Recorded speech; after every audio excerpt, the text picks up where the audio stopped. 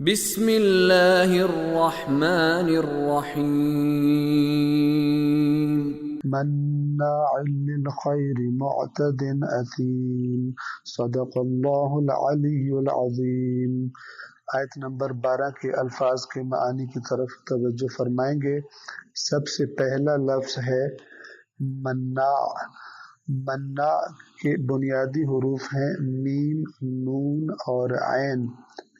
منع جسے ہم اردو زبان میں منع کرنا کہتے ہیں، روک دینا کہتے ہیں۔ منع کے بنیادی معنی ہیں کسی کو عطا کرنے کا اپوزٹ ہے یہ لفظ، یعنی جب ہم کسی کو کوئی چیز عطا کرتے ہیں، اگر کوئی مانگے یا بغیر مانگے جب کسی کو عطا کیا جاتا ہے تو اس کا اپوزٹ یعنی اس عطا کو روک لینا، اس اچھائی اور نیکی کو روک لینا، اس کو عربی زبان میں منع کہتے ہیں۔ اور جو شخص یہ کام بہت زیادہ کرتا ہو اسے مناع کہا جاتا ہے، یعنی جو اپنی عطا کو بہت زیادہ روکے رکھتا ہو، اچھائی کو بہت زیادہ روکے رکھتا ہو اور عطا نہ کرتا ہو، لوگوں کے لیے فائدہ مند نہ اپنے آپ کو بناتا ہو، اسے مناع کہتے ہیں۔ اور یہ مناع ہونا ایک دفعہ یہ ہے کہ انسان خود مناع ہو، یعنی خود کسی کے ساتھ اچھائی نہ کرے، کسی کی مدد نہ کرے، اور ایک دفعہ یہ کہ دوسروں کو بھی یہ کام نہ کرنے دے، یعنی ایسی باتیں کرے کہ جس سے بھلائی نہ پھیل سکے۔ کوئی دوسرا مدد کرنا چاہتا ہے کسی کی تو اس سے کہے کہ اگر تو یوں لوگوں کی مدد کرے گا تو تیرے اپنے پاس کیا بچے گا، تو خود فقیر ہو جائے گا، اور فلان اور فلان ایسی باتیں کرے تو ایسے شخص کو مناع کہا جاتا ہے۔ اگلا لفظ ہے للخیر، جو لام اور خیر سے مل کر بنا ہے۔ خیر کے معنی عربی زبان میں ایسی چیز کہ جس کی طرف ہر کوئی رغبت کرے اور ہر کسی کو اس چیز کے ساتھ محبت ہو، اس کی طرف رغبت ہو، اس کا شوق ہو۔ مثال کے طور پر عقل۔ عقل ایسی چیز ہے کہ ہر کوئی چاہتا ہے کہ میرے پاس عقل ہو۔ اسی طرح عدل و انصاف، انسان اگرچہ خود ظالم بھی ہو لیکن جب اپنی باری آتی ہے تو چاہتا ہے کہ میرے ساتھ عدل کیا جائے۔ مثال کے طور پر اگر ایک ڈاکوؤں کا گروپ کہیں سے ڈکیتی کرے اور حتیٰ کہ لوگوں کا مال چھیننے کے لیے لوگوں کو قتل کر دے، لیکن یہی ڈاکو جب آپس میں آ کر بیٹھتے ہیں اور اس مال کو تقسیم کرنا چاہتے ہیں کہ جس مال کو ظلم کے ساتھ حاصل کیا ہوتا ہے، تو جب خود تقسیم کرنے کی باری آتی ہے تو ہر کوئی چاہتا ہے کہ یہ مال عدل و انصاف کے ساتھ تقسیم ہو۔ بس عدل خیر ہے اور سب اس خیر کی طرف رغبت رکھتے ہیں۔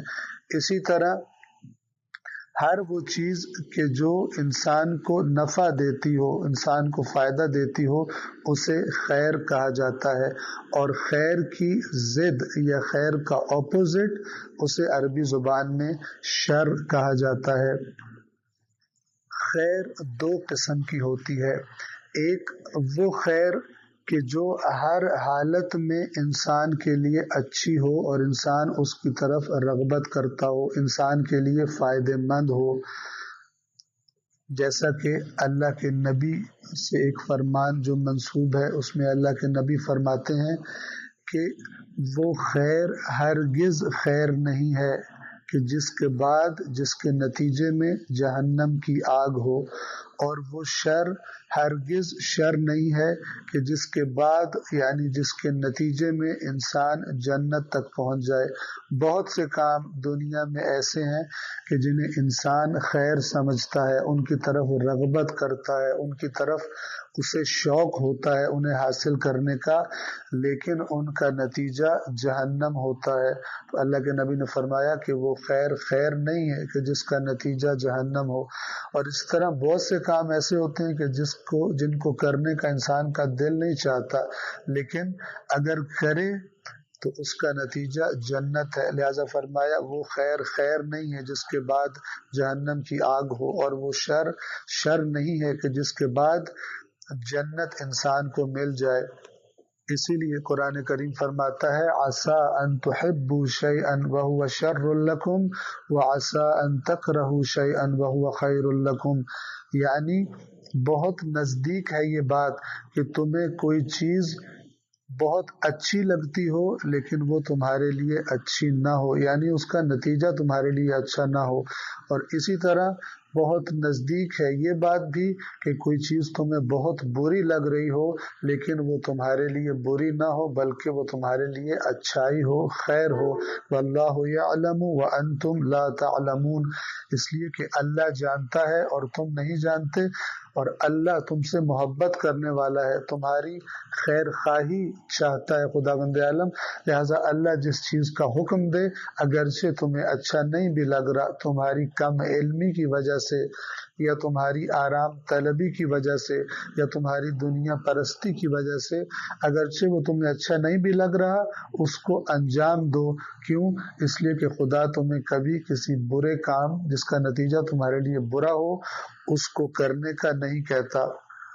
جو انسان اپنی کسی لذت کی خاطر اللہ کی نافرمانی کرتے ہیں، اس لذت کو اور اس سرور کو جو عارضی ہے اسے چکھنے کے لیے اللہ کی نافرمانی کرتے ہیں، ان کو اللہ کے احکام اچھے نہیں لگتے، ان کو اللہ کی نصیحتیں اچھی نہیں لگتی، ان پر عمل کرنے کا جی نہیں چاہتا، تو ان کی مثال ایک ایسے منشیات کے، نارکوٹکس کے عادی شخص کی طرح ہوتی ہے کہ جس کو فقط نشے کی لذت کا احساس اس کا جی چاہتا ہے کہ وہ اسے ملتا رہے، اور اگر کوئی شخص اگرچہ اس کا قریبی ترین ہو، اس کی ماں ہو، اس کا باپ ہو، اس کی اولاد ہو، جو جانتا ہے کہ میرے خیر خواہ ہیں، وہ بھی اگر اس کو اس نشے والی چیز سے روکیں تو وہ نہیں رکتا۔ نہ صرف یہ کہ رکتا نہیں بلکہ انہیں اپنا دشمن سمجھنے لگتا ہے۔ کیوں؟ اس لیے کہ اس کا ہم و غم اس نشے کی حالت میں گزارے ہوئے لذت کے اوقات ہوتے ہیں۔ انسان بھی جب اللہ کی نافرمانیوں کی لذتوں کو اپنی زندگی کا حصہ بنا لے تو اس کی حالت بھی اسی منشیات کے عادی شخص کی طرح ہوتی ہے کہ جو اپنے مخلصوں کی بات بھی نہیں سنتا اور آہستہ آہستہ اپنی موت کی طرف بڑھتا جاتا ہے اور اپنے آپ کو ہلاک کر لیتا ہے۔ اور خیر کی دوسری قسم وہ خیر کہ جو کسی ایک کے لیے تو خیر ہو اور اچھائی ہو لیکن ایک دوسرے شخص کے لیے وہی چیز خیر اور اچھائی نہ ہو، اسے انشاءاللہ بیان کیا جائے گا آئندہ درس میں۔ والسلام علیکم ورحمۃ اللہ وبرکاتہ۔